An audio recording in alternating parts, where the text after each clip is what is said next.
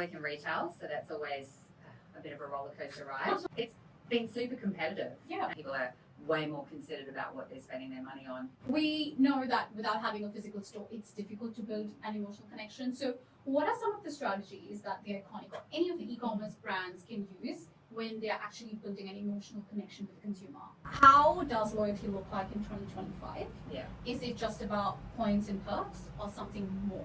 Yeah. How do you drive experiences from end to end for your customer?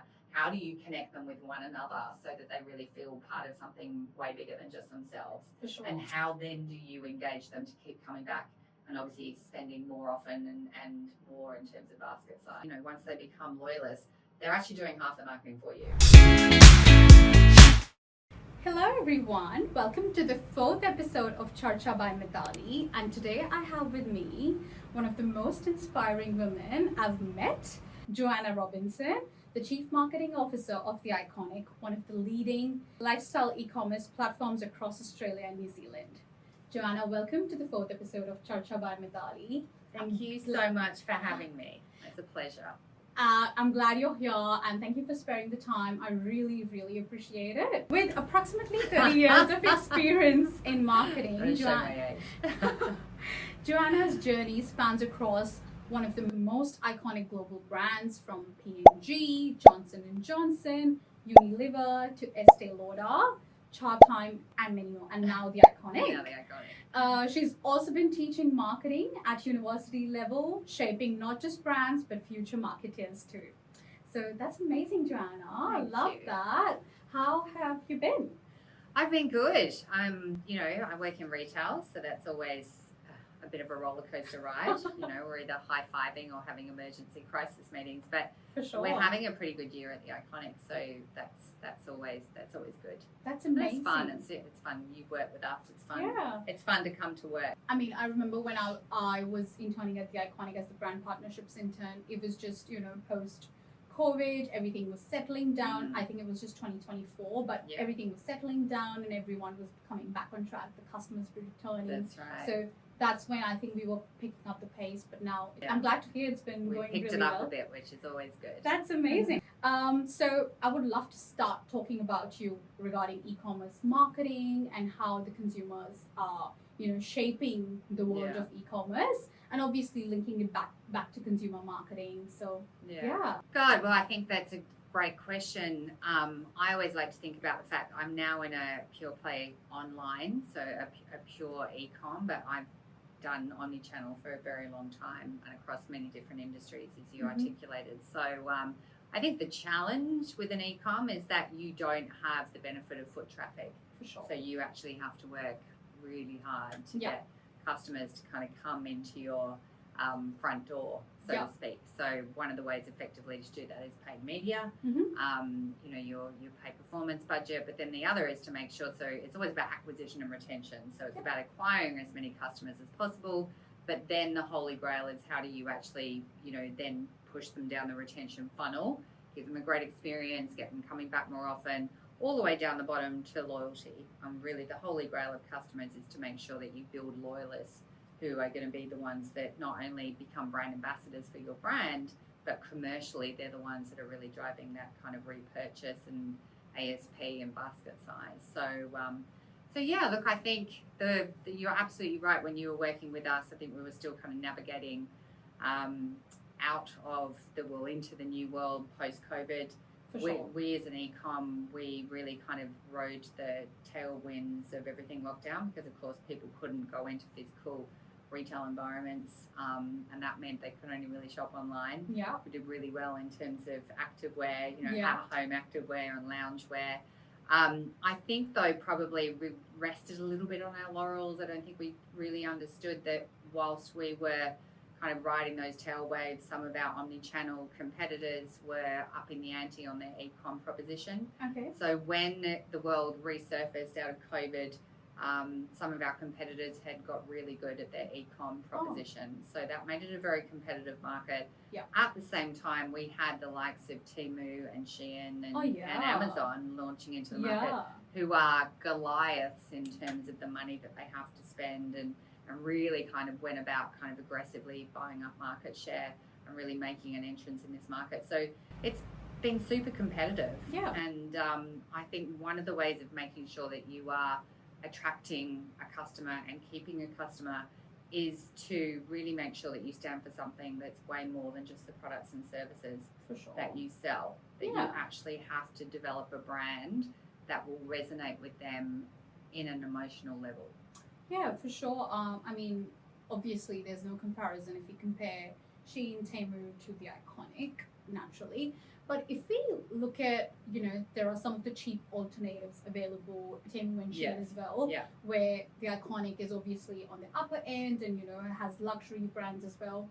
So what if someone wants to buy something, on a cheaper side or something, there's like an alternative available on some other platform. So what differentiates the e-commerce platform and how do we bring the consumers here to our brand rather than the other e-commerce platforms? Well, I think, it kind of solidifies the point I just made about branding. Assortment perspective, you've got to make sure that you do have a value offering.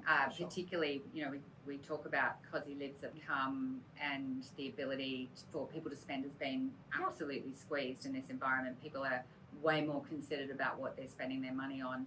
Yeah. So we need to make sure that whilst we do offer elevated fashion and we're about inspiring and entertaining, and we have, sort of semi-designer brands, and we do that mid-mass market kind of representation, but we also have some really good value proposition brands as well. So you have to kind of make sure that you're playing the pricing tier and that you're offering value across all of those, number one.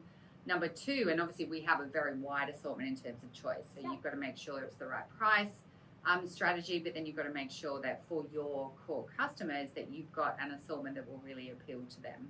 And then thirdly, and kind of anchoring all of that, is really about that point I made about the brand. So how do you make sure that the customer is emotionally connecting with your brand, and that, really what you want the customer to think is, this brand is a brand for me.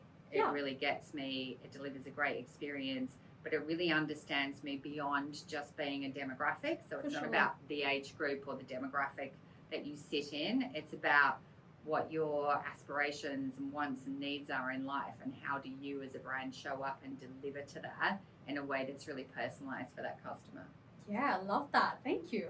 That actually lands us to a very interesting question. You mentioned about having like an emotional connect with your audience and, with your consumers, because obviously at the end of the day, if they're choosing you, they have a connection with you as a brand.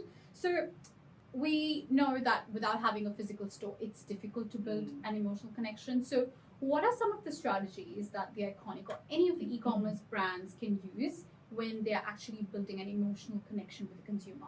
Yeah, I think one of probably the first things that a brand needs to do is to really get that.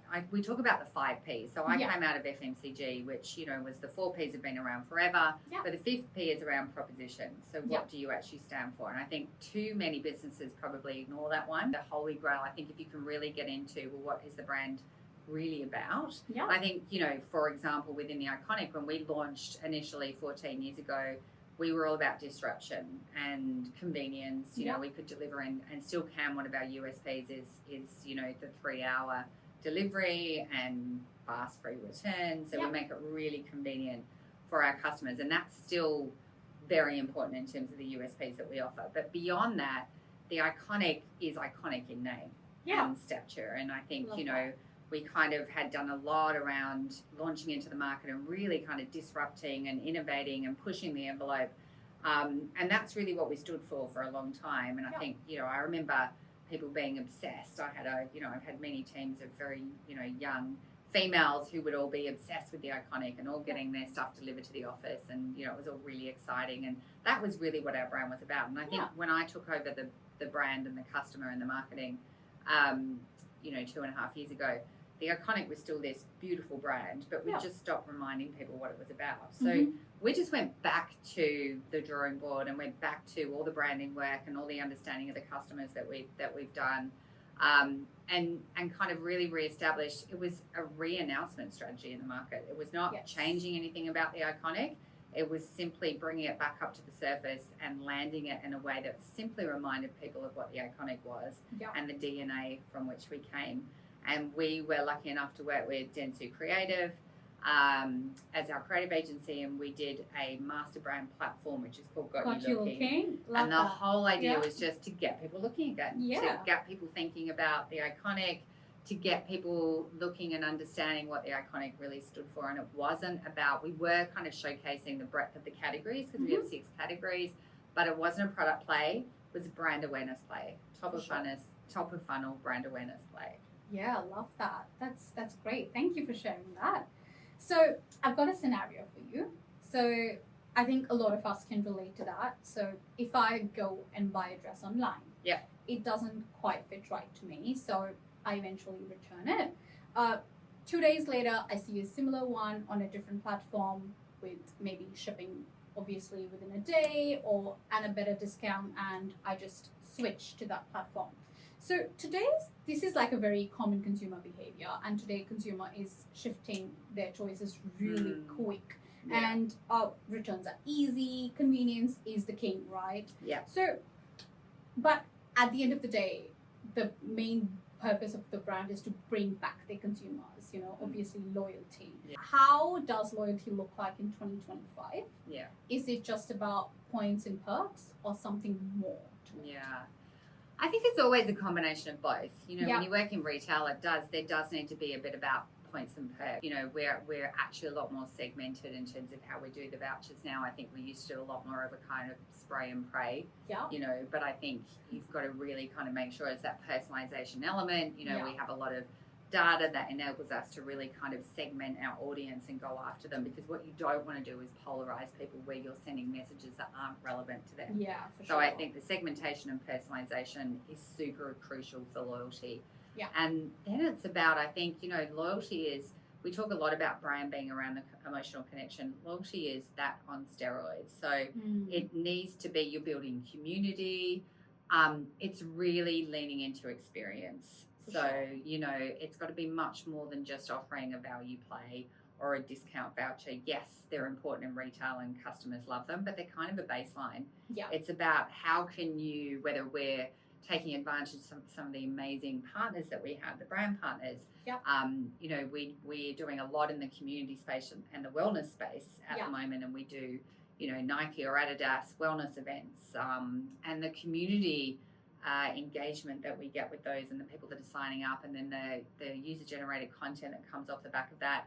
They're the kind of experiences that make brands really memorable. Yeah. The people want to be a part of something. For sure. So I think there's the tactical vouchers, which will always be a part of the retail landscape. Yeah. But I think how you play loyalty is exactly that. How do you drive experiences from end to end for your customer? How do you connect them with one another so that they really feel part of something way bigger than just themselves? For sure. And how then do you engage them to keep coming back and obviously spending more often and more in terms of basket size? So I think you've got to do it in a way more subtle way than just hitting them over the head with kind of vouchers and discounts. Yeah, for sure. I was actually very keen to discuss this thing as well with you. I saw that the Iconic is actually conducting some of the nice classes with some of the customers. I saw there are some ice baths going on. And that's all this week. We've got the wellness week this week, so there's an event every day. That is so beautiful, and I think that's such a beautiful way to connect with your customer. And obviously with someone you shop and the brand, you are actually meeting the people behind it. 100%. So I think it's a beautiful way to build your community, connect with your consumers, and I love that. So I think the other important thing about that is that it's actually got to be driven from consumer insights and trend and cultural moments. So what we've seen globally is that there's been, wellness is one of the fastest growing categories. For sure. And it used to be more about kind of physical wellness, and now there's a lot more around mental and more kind of holistic wellness. So we're always, doing social listening and leaning into our agency village to kind of find out what are our consumers feeling and thinking and wanting at any particular moment in their lives, and how can we authentically, sort of dive into that and then show up for them in a way that kind of makes sense. So it's not, it's not us just sitting around ideating. It's really tapping into the cultural movement and wants and needs of our customers. Love that. I love how you are always referring to the customers, because at the end of the day, they are the brand builders. Yeah. And they are the advocates of the brand. 100%. We talked about it before with loyalty. Once they become loyalists, they're actually doing half the marketing for you. Yeah, for sure. They are out telling everyone how amazing your brand is. Oh, yeah, of course. Yeah. That's amazing. Thank you. Leaning on to the next one, and I think this is the hot topic of the marketing world now, that is AI. So my question to you is, how do you see AI helping consumers or helping fashion e-commerce brands build an emotional resonance, not just efficiency, because obviously AI is all about tech and, getting to the customer you want and, tapping onto them. But how does AI help you to be, to build a more emotional connection rather than just being efficient? Yeah, I think there's a really interesting question that I think everyone's grappling with at the moment. And, I sit on Pioneers Guild. It's a fantastic organisation called the Australian Centre for AI and Marketing. So there's a whole lot of kind of senior level marketers who are working with experts in AI, but specifically to interpret AI for marketing, because there's so much around productivity and predictability, and there's so many ways it's going to help from an automation and kind of efficiency and productivity point of view. But then specifically within my remit of customer, it's like, again, how do we utilize AI to solve customer problems? I think one of the things with AI is you always need to step back and say, what are the problems that we need to solve, whether it's business problems or customer problems, and can AI be used to solve them? We've been we're an e-com platform, so we've been utilizing AI for as long as it's been around. I mean, I get super excited about it's all about search and discovery in e-com. And one of the things I still get excited about is the use of large language models. So the ability now to be able to input, whether it's visuals or long text or whatever it is, into the search bar within our app. One of the examples I give is you could be going to a 70s disco party. So you can put in 70s disco party. It will basically, so the AI will have a look at the algorithm of how you've shopped before. It indicatively will know kind of, what you've bought, but then it will search to see what's relevant for a 70s disco party and then showcase a curation of relevant products that fit within that. So very, very personalized, very impactful for that customer. I think that's kind of life-changing in terms of how we show up for customers and offer that that efficiency in terms of the personalization part of search and discovery. So that's exciting.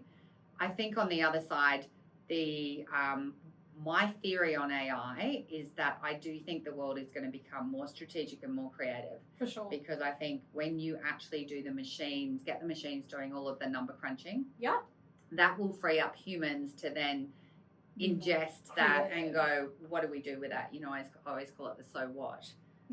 Great, we have all of this analysis, what's the so what that we're going to do with that? So I actually think it will free up particularly marketers to think more strategically about how they then use that data to solve customer problems and more strategically about where are we headed, what does the marketing team of the future look like. I mean, one of the things we grapple with at ACAM is this whole agentic AI. So in the future, now an agent can basically go shopping for you online to find the product you want at the price you want.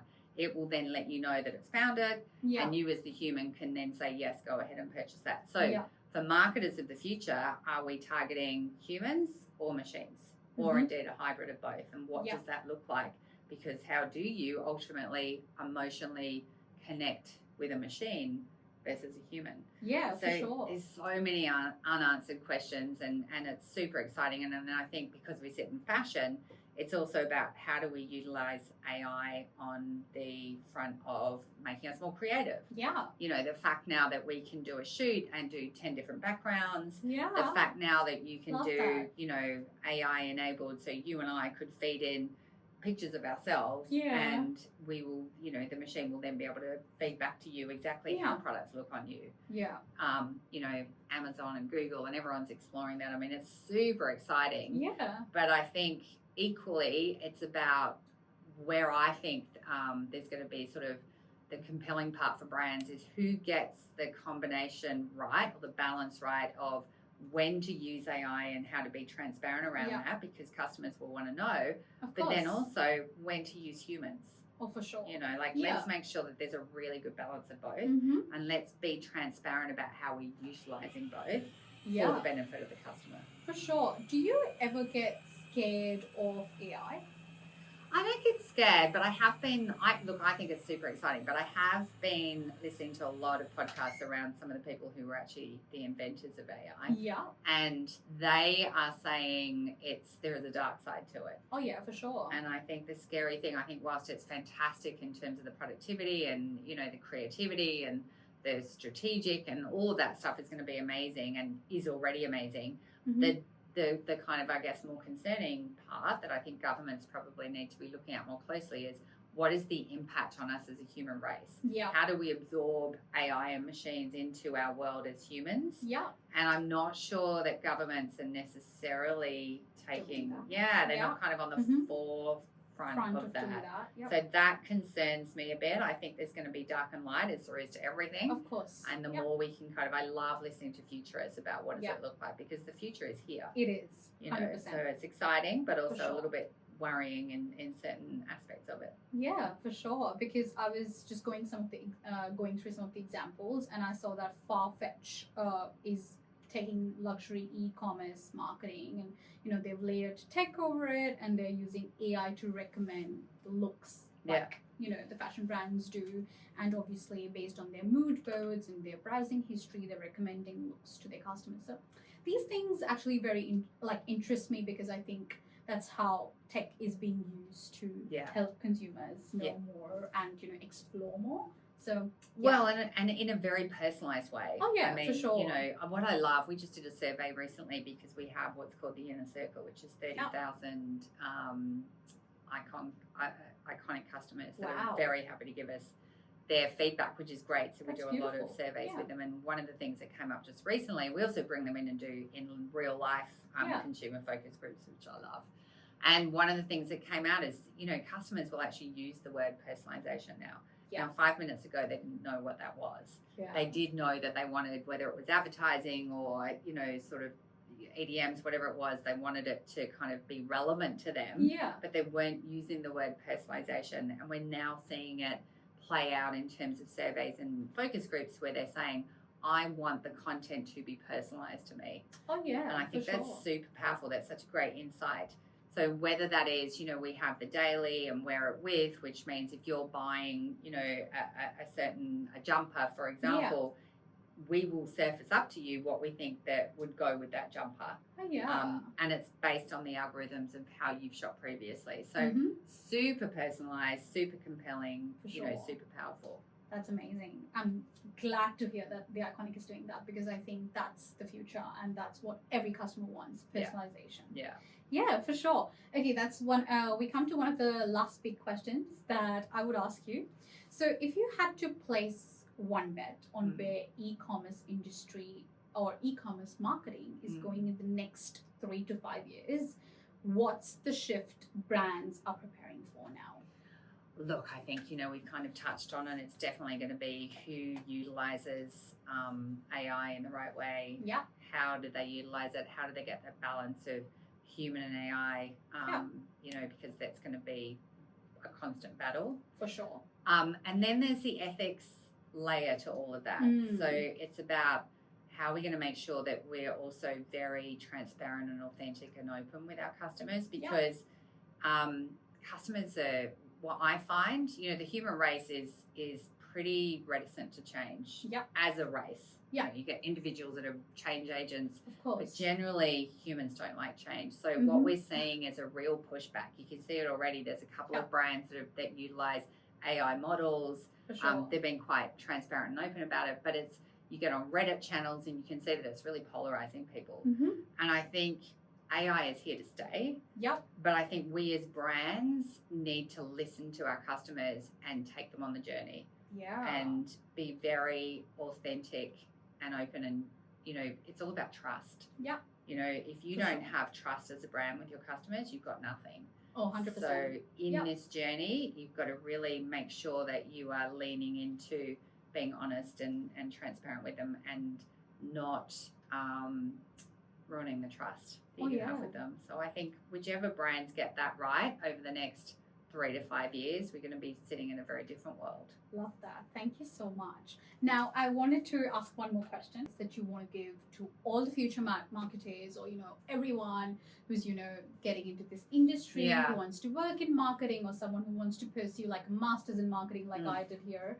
So what's one thing that you would encourage them to do, or what's one piece of advice that you give them that, okay, that's something that would really help you in future? One of the things I always say, particularly to some of the young women that I mentor, is just say yes.